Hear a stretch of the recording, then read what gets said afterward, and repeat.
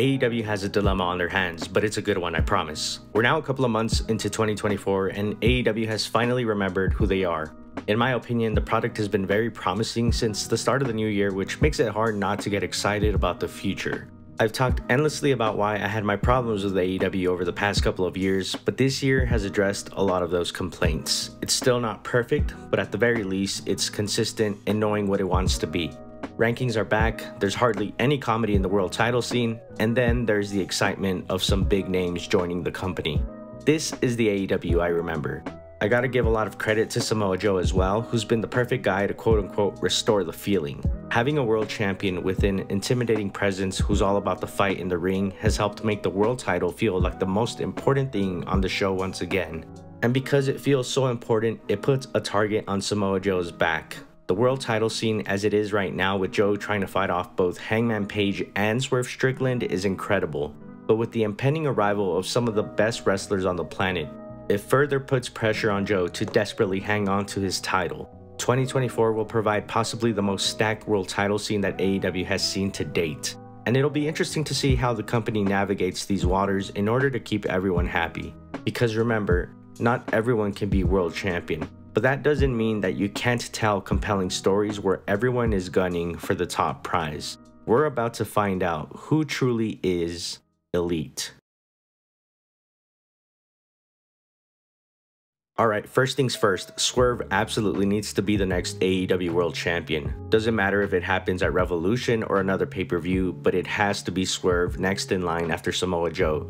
Out of everything I'm going to talk about in this video, this is the only non-negotiable. If you watch AEW, then you know that Swerve is in his moment. There's no denying that he's the next AEW World Champion. And like I said, it doesn't even need to be at Revolution. It just has to be Swerve. The people want it, and Swerve is more than ready for his crowning moment as well. Swerve being white hot while we also have a credible world champion in Samoa Joe is part of the reason why the main event scene has felt so much better this year. It's also helped make things feel fresher as well. Not only is Swerve trying to gun down Samoa Joe for his world title, but he's also trying to fight off an obsessed Hangman Page, whose mission is to prevent Swerve from ever winning the world title.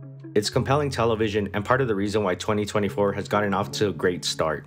A different version of Hangman, one that's more resentful than ever, being a part of this story only adds more stakes.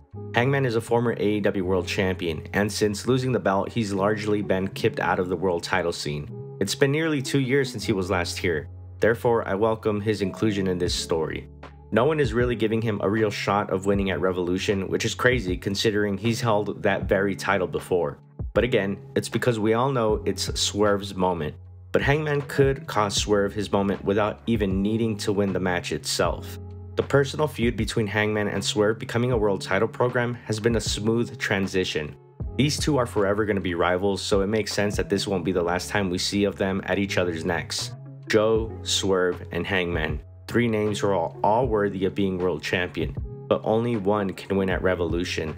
But in the case of Swerve Strickland, it's a matter of when, not if. And you can bet that once Swerve finally does dethrone Samoa Joe to become AEW World Champion, he'll have multiple names gunning for him in a bid to become the next person at the top of the mountain. Here's where the dilemma starts. You also have Will Osprey joining AEW from New Japan at Revolution. Again, it's a good problem to have. Osprey is one of the very best wrestlers in the world who's basically guaranteed a world title run just based off pure talent alone. For those who watched his work in New Japan, he needs no introduction. A former IWGP World Heavyweight Champion who's gone toe-to-toe against some of the very best in the world. But even AEW fans who don't watch New Japan should know by then who Will Osprey is and just how good he is due to the Forbidden Door factor. Osprey has faced the likes of Orange Cassidy, Kenny Omega, and Chris Jericho on AEW programming, and he beat them all.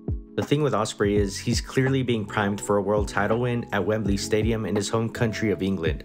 But will it be this year or next year? You see, if it were up to me, I'd put the world title on Swerve Strickland at Revolution. That way, if you do decide that this is the year you want to put the title on Will at Wembley, Swerve would have had a near 6-month reign on his way to main eventing All In. Then again, it's not up to me. For the first time in a long time, we have no general idea on what the long-term plan is for the AEW World title, and I kind of like it.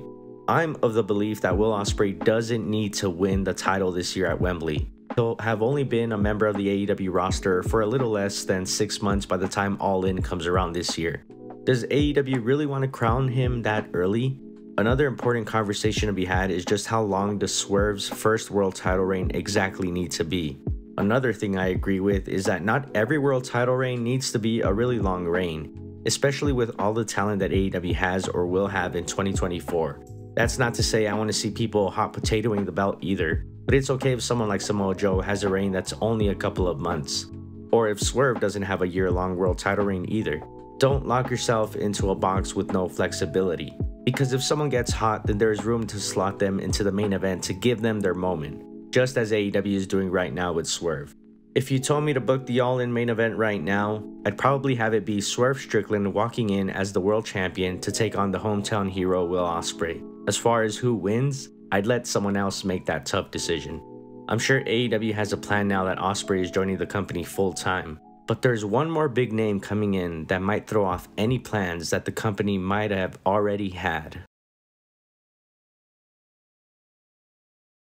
Longtime face of New Japan, Kazuchika Okada, is reportedly joining AEW with a debut rumored for March.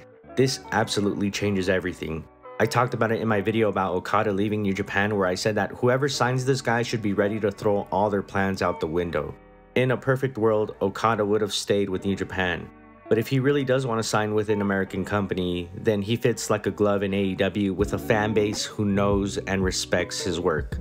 Sorry Reddit, I don't care if you call this the boring choice. It might be boring to you because your favorite company can't seem to sign anyone new. But anyway, I also said in my Okada video that he's the type of wrestler who's going to need to win the world title within a year of being in the company, or else they'll be facing backlash from fans. I've already explained the importance of Kazuchika Okada and why he's going to be a tricky signing to book in a satisfying way. If you haven't seen that video, then check it out. The thing is, outside of Okada debuting, you're also going to have a lot, and I mean a lot of big names returning who are going to want to crack at the world title as well. You have Kenny Omega, who's destined to cross paths with Okada again, only this time in an AEW ring. Then there's MJF and Adam Cole, who will most likely be busy trying to kill each other once both are healthy, so that at least gives AEW some time to focus on others. But there's also a guy like Jay White who absolutely should be in the world title scene again sooner rather than later. Don't even get me started on guys who could be elevated to that level like Takeshita Arush and Darby Allin. There's an embarrassment of riches for AEW to choose from, and I wouldn't even know where to begin. But back to Okada. I think Okada can realistically have a world title reign sometime either late this year or early next year, in the scenario where Osprey doesn't win the world title at Wembley. Just writing this has made me thankful that I'm not in charge of all of this. The match quality alone is going to be at an all-time high, and that's what has me the most excited. The possible dream matches are literally endless at this point, and in the end, it'll be us, the wrestling fans, who win. In 2024, AEW is making the type of signings they need to be making. No more of the ex-WWE guys who fill the mid-card. They have dozens of those already. They're now making signings that fit their original vision, the types of signings that you don't pass up on. Will Osprey, Kazuchika Okada, and Mercedes Moné. These three are the types who are immediately going to slot into the top of the card with no problem. And in the case of the men's division, it's going to make for an insane world title scene. All the best in-ring wrestlers are in AEW, and that makes the world title even more important when guys like Okada, Osprey, and Omega are fighting for it. With Sting retiring soon and Danielson going part-time later this year, spots on the card will open up, and the perfect signings have been made to fill the void that will be left behind by those I just mentioned. This is the AEW that I envisioned when the company was first announced. All the best wrestlers in the world from every continent fighting for one top prize. But the next time you're about to complain about why so-and-so isn't holding the world title within 5 months of debuting, just remember that there can only be one.